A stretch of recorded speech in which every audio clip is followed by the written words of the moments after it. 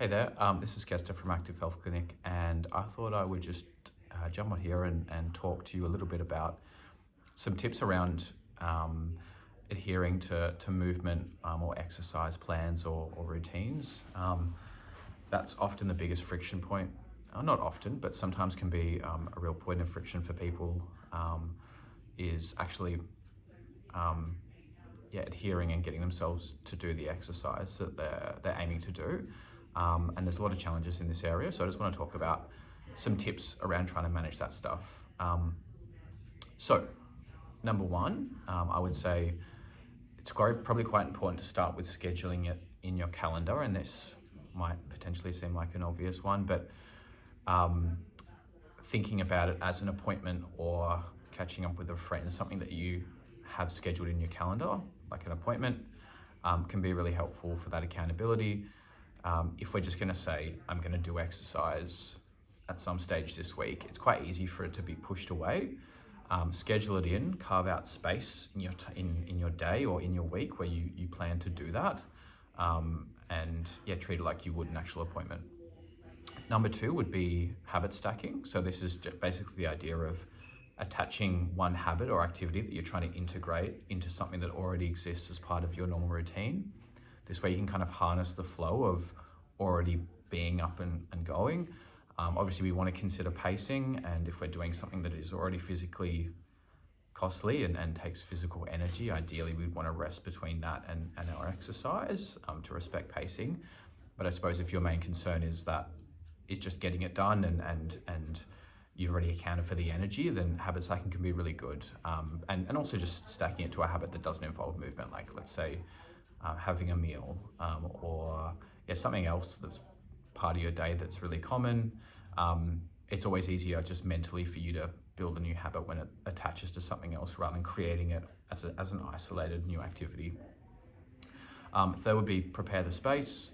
Like think about where in your home or outside your home you're actually going to do it. Set up your equipment if that's just a mat.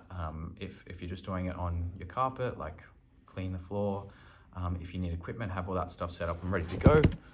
Whoops. Make sure it's all good to go so that you don't, like, getting yourself to do the exercise costs energy and is potentially, like, don't add barriers onto that, I suppose. Try and remove those so that when it's time to do it, you can just get straight into it.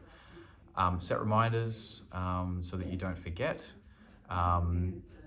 without like creating interpersonal tension. Try to, potentially there's other people that you live with, family members, friends, that you can leverage that reminding to if they're willing to. Obviously you don't just like put that on someone else, but if someone else is reminding you to do something, that can be helpful as well, as long as it doesn't cause tension because they're reminding you and it feels passive aggressive or whatever.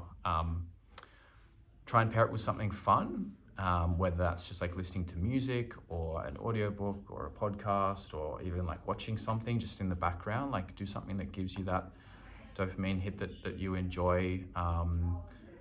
Maybe do it with someone else, to enable that body doubling, and it's generally easier to do something when there's someone else doing it with you, if you feel comfortable. If it's a really nice day and it's not really hot and it's okay for you to be out in the sun for a little bit, or just outside, like in the shade. If it's a nice day, make use of that. You get the added benefits of just being outside and fresh air and sunshine, all that sort of stuff. The next one would be set a realistic and achievable starting point. So building the habit is the hard part, and it's always really hard in the beginning, and it generally, for most people, gets easier if it's already part of your routine. So let's make the exercise itself a really small amount and something that feels really achievable, rather than creating and integrating this habit is going to be the difficult part. Let's not make the exercise hard as well. And obviously we want to make sure that's within our tolerance when we're really like under prescribing. We really want to do no harm. If exercise hasn't been a part of our routine, we want to make it an enjoyable, positive experience, rather than a negative one. I suppose none of these things are like at the end of the day, doing the thing, you still need to do the thing. But some of these things can take the friction out of it, and remove some of the barriers to entry, to get that done and give yourself the best chance of getting that done. And I suppose lastly is like, as a side note, is don't put too much pressure on yourself. I think if we are setting goals for ourselves that if we don't achieve those goals, then we're going to get really beat down and negative on ourselves, and that brings up shame and guilt. Like that's not going to be helpful for anyone, and definitely not yourself. So be kind to yourself, be patient, give yourself the best chance of success. But if it doesn't happen, that's fine. You just try again later. Cool. Thanks for watching.